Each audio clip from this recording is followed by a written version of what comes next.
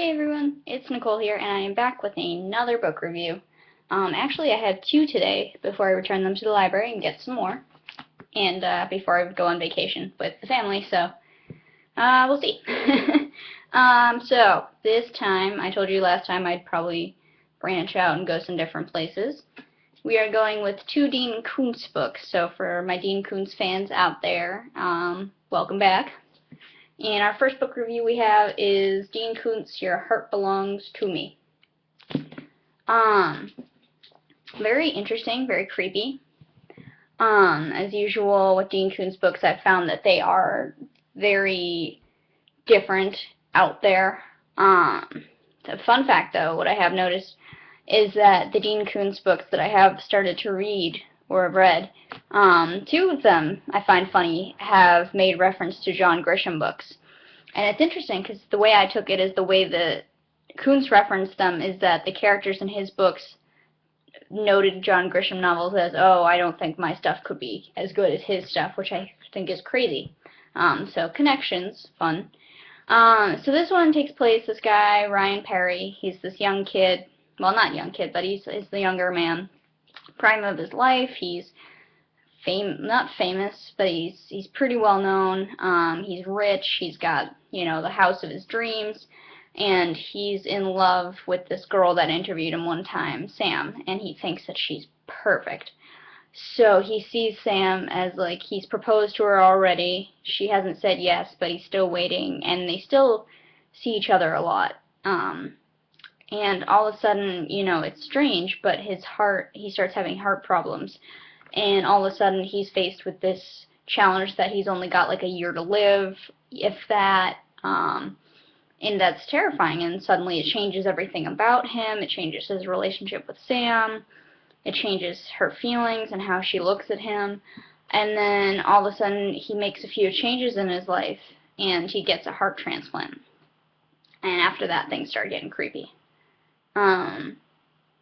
And he starts getting these weird taunts. He's seeing people, or he thinks he's seeing people, but there's no record of it. So it starts taking on that supernatural kind of thing. And as you go through the book, you sit there and you're like, wow, this is really supernatural. Or on the other hand, you could sit there and go, wow, people are really good at making this work. And I think it's interesting how the book goes and how it turns and twists everything. And so by the end of it, I didn't see the ending coming. The ending, especially with these two books, I've noticed Dean Koontz has endings that you're like, almost like side-slammed or blindsided by, and you sit there and go, wait, did that just really happen? That's how that ended? Okay.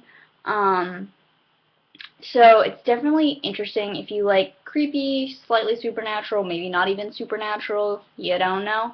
If you like those kind of books, it's interesting. It's also interesting to see Ryan's thought process as he's trying to solve this, and he's like, who he starts seeing as a threat to him, who he needs to look at, etc., etc. So, very crazy. At some point, I just couldn't put the book down. With both these books, actually, I didn't want to put it down, which is nice. I always love a page turner that I just feel the need to finish immediately and find out what happened. So, very good, very creepy.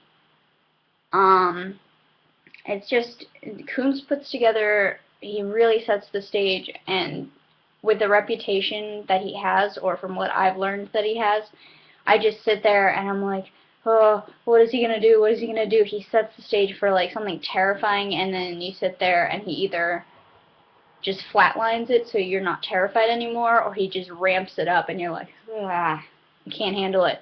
So, definitely check it out. Your Heart Belongs to Me. Very cool, very creepy, great story at the end of it of how everything comes to be. So yeah, definitely check it out. I will be getting another book review to you immediately. So go for it. Alright, I'll see you soon, guys. Bye.